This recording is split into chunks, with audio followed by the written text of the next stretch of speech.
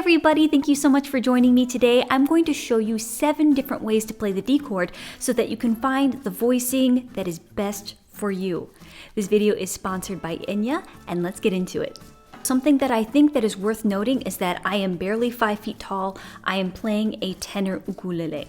Now, if you find that your hands are a bit bigger and you want more space between the frets, the larger the uke, the more space you're going to have between the frets. So maybe it could be that your uke may be just a little too small for you, okay? But if you're like, I'm not upgrading or buying another uke, no problem. Let's get into some 7 different variations of the D chord. Right, we have a first variation. It's going to be fingers 1, 2, and 3 on the 4th, 3rd, and 2nd string of the 2nd fret. I'm leaving string number 1 open. You can see my fingers are at a slight angle this way. If you don't like that variation and it's a little cramped, I've heard this called a double up, where you're pushing down with finger number 1 on the 2nd fret of the G and the C string, and then finger number 2 is going to push down on the 2nd fret of the E string, still leaving that A string open. So finger number 1 is pushing down on 2 strings. Another way that I've seen is the focus fox. Haha. So fingers 2 and 3, that's going to be on the 2nd fret of the G and the C string, and then finger number 1 is going to be on that 2nd fret of the E string. So you see that it's this way versus this way, double up, and then this way.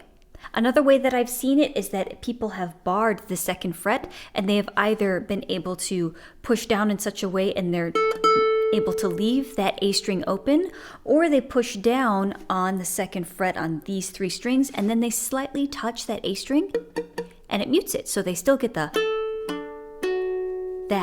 and they mute that A string. So that is a variation of the D.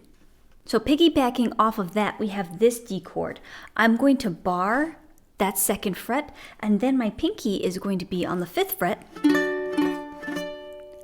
of the A string. Hear how that's just a different kind of voicing? It's a little bit, has more treble to it because it has your pinky on the 5th fret instead of that open A string. You have the right there. Makes it nice and just, gives it just a different feel. Speaking of different feel, you could use this variation right here. That sounds very similar to this one. But what I'm going to do is that I'm going to take this B flat shape. If you're familiar with the B flat chord, that's on your 1st, 2nd, and 3rd fret. I'm going to slide it up all the way to the 5th fret. So finger number 1 is going to be pushing down on strings 1 and 2 of the 5th fret. Finger number 2, 6th fret. Finger number 3, 7th fret. So it forms stairs. Do, do, do, do, do. It's also a variation of this bar chord.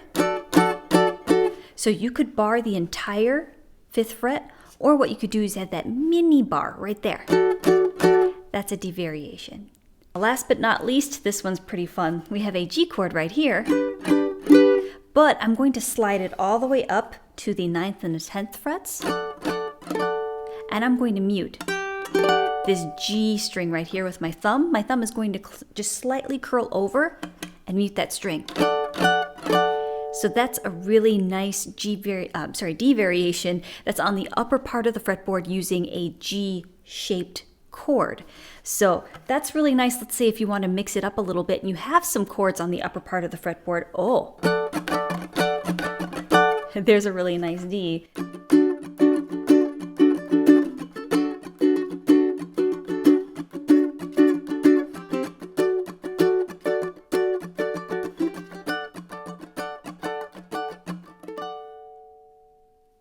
So are all of these variations appropriate for you and for every single song? No, but hopefully it just exposes you to a whole new world of maybe using a different fingering or a different voicing, and it just changes the song completely, or it just changes your life completely because now the D chord is a little bit easier for you. So hopefully this video helped. Let me know if you have any questions that you would like me to answer in the comments section, and I will see you in the next one.